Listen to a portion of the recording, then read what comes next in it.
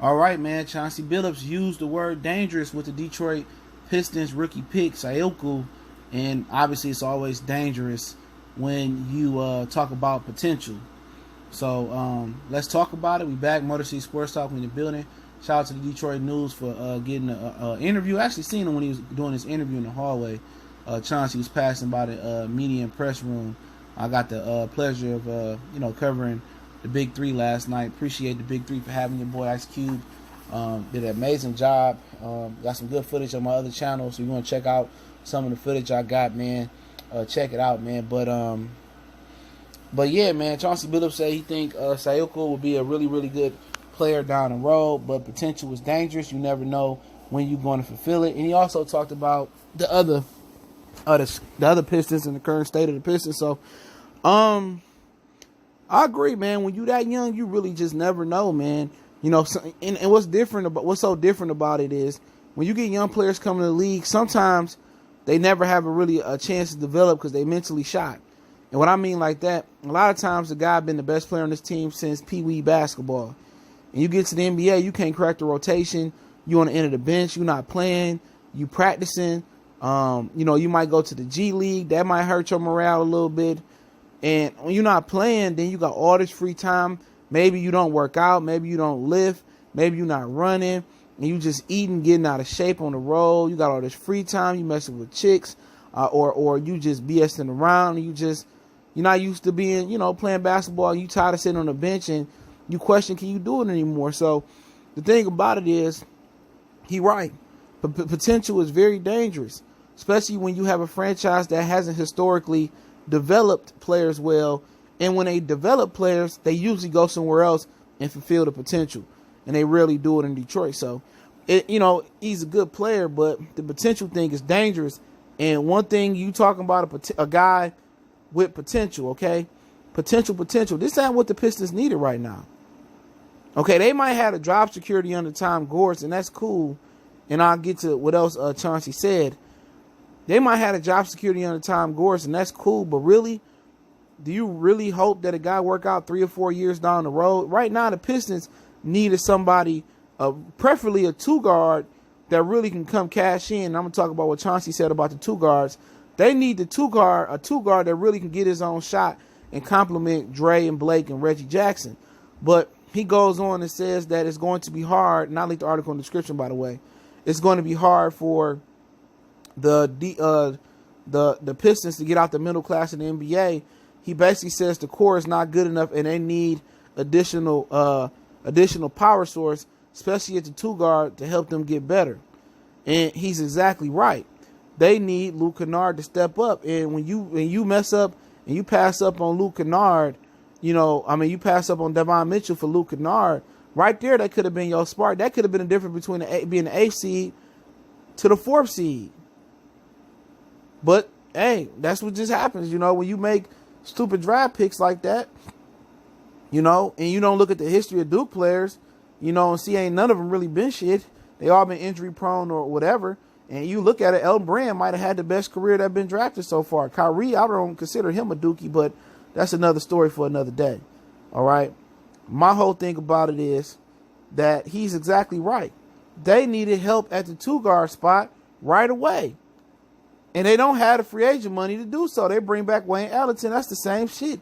So pretty much what the Pistons are banking on, and this is my own thoughts, and I'll continue what else he said, is the development of Kyrie Thomas, Bruce Brown, and Luke Kennard. And it may be a chance none of those three develop into the two guard the Pistons need next year. And if that don't happen, if they don't find a splash player, or if Sekou or one of those rookies in the second round they didn't draft happen, the Pistons is going to slide. Teams getting better. Chicago getting better. Cleveland got better. You know what I'm saying? Lord knows what's going to happen with Boston and the Nets and the Knicks. So it is what it is. But he says it ain't too much Blake Griffin can do. He said Blake Griffin doing everything he can, but they need to get more help from Andre Drummond. He said Andre Drummond can level up, and we all know that. But it's people in the Detroit Pistons basketball community that just believe Andre Drummond is this great big man. He don't play defense well. He don't have an offensive game. He rebound. That's all that Andre Drummond do is rebound. Okay? That's all he do is rebound, rebound, rebound, rebound. And that's cool. But he don't defend well and he don't score. He barely could put the ball back in the hole. And Chauncey Billups was critical of him this offseason, this postseason. You know what I'm saying? They thinking like, oh, Dre opt out. He not even a $20 million player, bro. He not even good as Clint Capella. And now people say, well, he get 2020. What effect do it have on the team? None.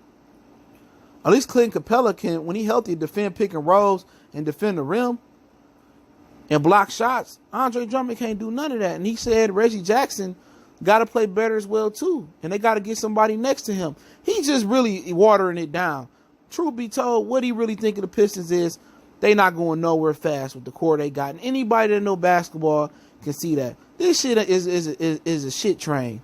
Okay? Blake Griffin caught up in a shitstorm sandwich with sorry players around him. I'm just going to call it what it is. Bad drafting, bad capology, bad contracts, bad trades. You know what I'm saying? The team ain't good enough. This is what you get. Okay, if he turns out to be a really good pro and Pascal Siakam year 2 and 3 or whatever situation it may be, salute. But right now, what they telling me by paying these dudes all this money and keeping this core together is they trying to win now. And Chauncey said they need to get better players. Oh, where you gonna get better players at with no cap room? If they under the cap, they barely under the cap. You probably gonna lose Ish Smith. You probably gonna lose Wayne Ellington. So where do these good players come? Because I don't see no players coming here to play for the veterans minimum like if they're the Los Angeles Lakers right now with AD and LeBron. Okay? You barely gonna get somebody here to pay for the mid-level exception. That's $5 million. The way they turning pedestrian basketball players into max players in this league, it's gonna be hard to get somebody that can contribute for $4.8 or $5 million in this league. Truth be told. And this team going the way it's built, unless something happens, but you expecting Reggie Jackson to get better. Like, really? Really, this going to be on the strength of Luke Kennard, Bruce Brown, on the strength of Andre Drummond developing the offensive game back to the basket or being a defensive stopper. Or Sekou coming in and playing right away and delivering something. And he right. This team is at best is going to be what it was last year and probably miss the playoffs. He right, man. This team is built terribly. This team should have been deconstructed over the offseason. They should have moved Blake to Atlanta. They should have moved Andre Drummond, and they should have moved Reggie Jackson and just started over. Then you can justify Sekou as a pick. Cause you building for the future. What they done is, between Joe Dumars, Stan Van Gundy, Jordan Bowers, all of them, what they done is they set the Pistons back another decade. So we went through the 2010s all sucky.